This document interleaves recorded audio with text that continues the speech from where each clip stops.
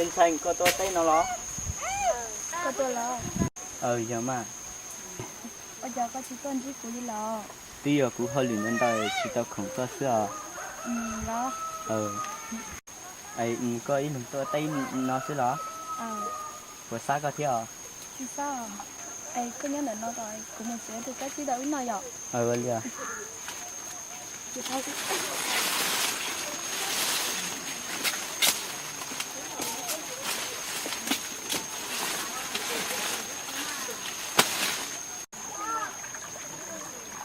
Lên xanh ý xin số tầm một này, giờ mà in nó từ ý chỉ xin tao nó có vấn cho cụ thể nào? Do mà. Cái thế đó. Của anh nhớ số cái này sao? Cái thế đó. Thảo còn mới đi có hay sót đàn ấy. Chị đài đi rồi. Thằng tôi cũng cười à? Do mà. Có được ít nào đấy. Có từ ít nào.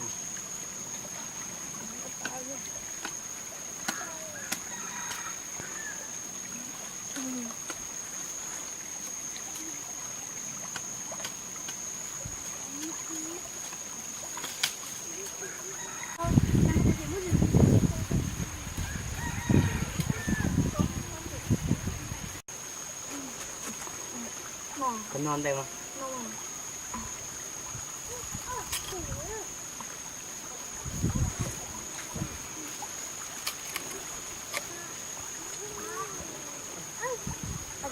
Mấy cháu con tuần nó tác cười à?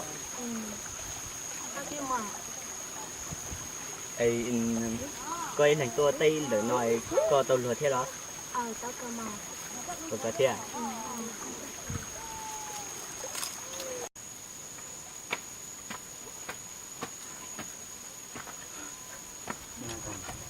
Tôi cứu vào bao nhiêu chế là? Nhỏ, là chế à? Đi đâu? Nhớ rồi. Luôn nó chế à? Luôn nó nhỏ xíu. Chọn lo thì ít trồng cái thứ này cha bảo tôi thế cái lúc nó tắt tỏ. Chỉ tao mà tôi chơi chân chơi thì cho xa cả một cỡ nè. Đó. Chỉ bạn nè. Bạn tăng kỳ chơi. Bây giờ mới có xa một cỡ cho đàn giống rồi nè. Vậy à. Bà tôi sẽ có khó thế. Bà tôi khi nào tôi nè. Vậy à. Chúng ta hãy coi nó sẽ có trả cả nè. Vậy à. Mua cao to. Bà tăng kỳ món nè. Cô nhà, tụi ta kỹ năng mới tụi ti lâu to, hay tia, vừa cho cũng một cần đón rằng trong này có bộ khéo à. Thì tôi lấy cái chạy là của mùi cái mùi đạn trong tết tết tôi mới sinh nhà cho cái mùi do chẳng cái tàu nam tôi. Cô nhà, giờ sản nhỉ là cho cũng một cái say tỏ cái luôn này của lão chuột lót teo. Thì tôi lấy cái chạy mùi là tôi mới sinh nhà này chỉ tôi tao nói nè chỉ tới sinh ngày của tôi mùi là nếu mà cho của tôi chả mùi của tôi một cái quả chạy hơn gì của tôi đi mà lò mà.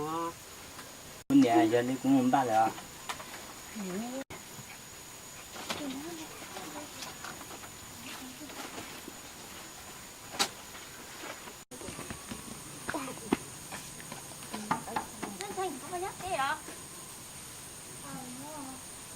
Của tôi thấy có thì lấy cái mua cần đàn đông nó. Lo. Đi đi mua. Đấy chứ nào.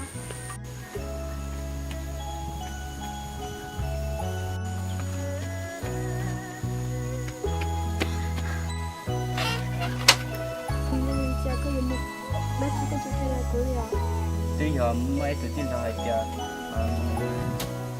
lão vừa cho cũng một cần tới này thì cũng sẽ tiếp tục theo các sữa. Linh cũng nhớ cái tầm bọn này thì có một là tôi đi trả nhau. Lên xanh,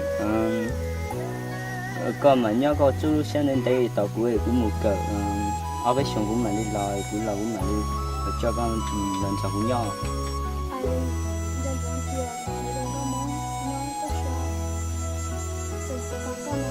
Giờ bây giờ tiền là cũng như giờ sao là lưu và tàu có sữa.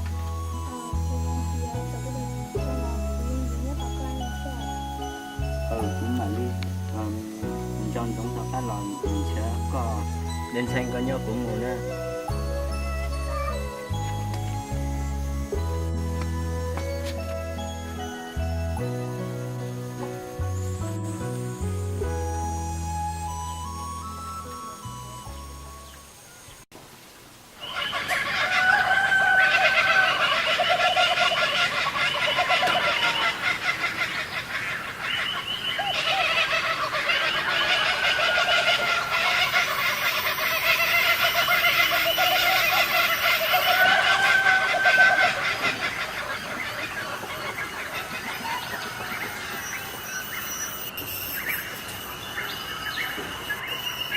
你看什么猫？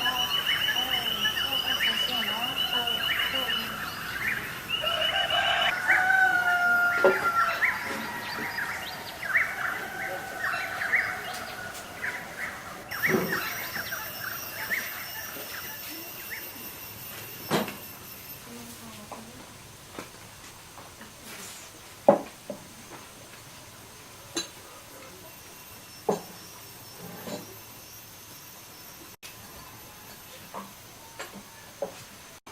，bên sai nó mó rồi thì mó yêu một té đó. Con đi làm nhỉ?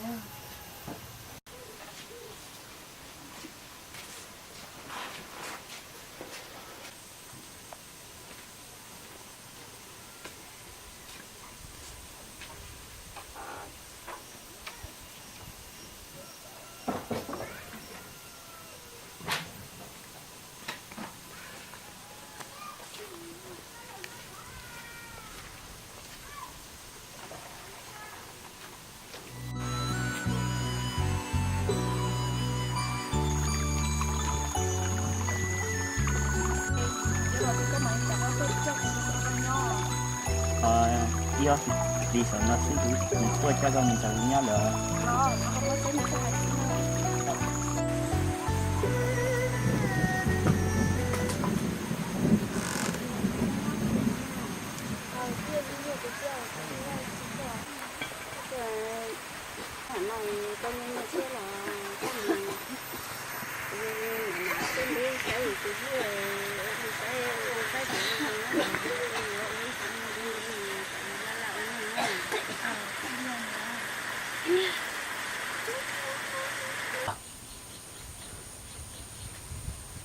Ê, còn có nhóc trẻ đây.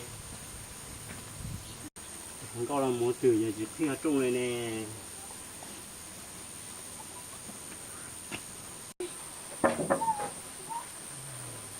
Có nhóc trẻ à? À. Nó chỉ mà. Đây thì có nhóc trẻ à? Lên tên nhau mà.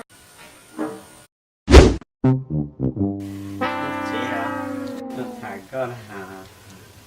Họ xin bao em cũng 10 năm rồi nước có một sao.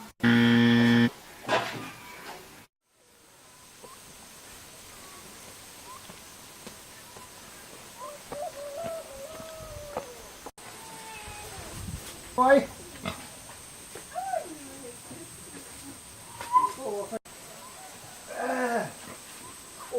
Xin chào bún bò tao sao? Xin chào có bún bò đó. Xin chào có bún bò cuốn nhà mua tiền à? Chỉ có này. Xin chào, đi nói cũng một hộp bún à. Mua mà rồi tao rồi cứ chế mua sao mà. Khi hậu xưaอยู่เต็มบนเนาะคนnó bé thế nó cứ chân chân xí nó xưa. Xin chào, nên ban nọt hậu à, ต็มบนเนาะ. Chư đi, chỉ có chư rồi thế. Mẹ tôi tên nói yếu chủ, tôi đi nói theo rồi xí lý nói tôi chỉ tao đi họ.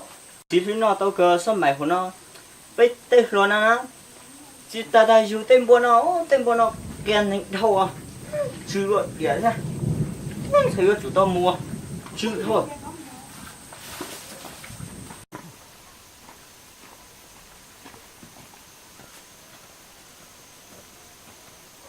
Lúc thế nó rồi, cũng nghe theo cú lù lọ, cháu thấy luôn đi, tới lúc giờ tôi ta đều sắm nhau đều, một cái mà xí xí xí, bạn nó luôn nó chỉ sắm nhau kia đi.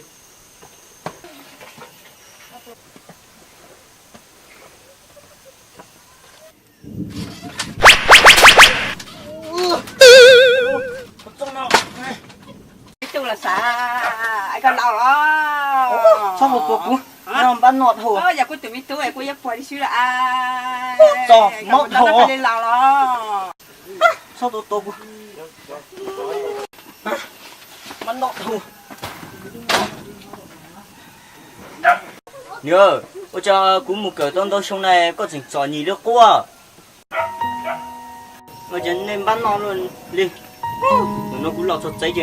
Xí phương nọ xưa nên bán nọ chỉ sản phẩm nhau mình tôi tôi có lọt tầm bọn này chỉ có lọt thọ cái nhé được chị có tầm bọn này hắn à một san tin đây đi mà giờ tôi xem tay đi cha na tôi luôn cho phun nó giờ nên nghe lời theo đúng chia lên sau đây chỉ sát hậu rồi thử tự đây một cái này hậu nhưng là cho ai chế xong đi xong tôi chế làm bắt nọ hậu thôiอยู่ติดพวกอยู่ตัวจอมันเธอสั่งหมดหậuอ่ะ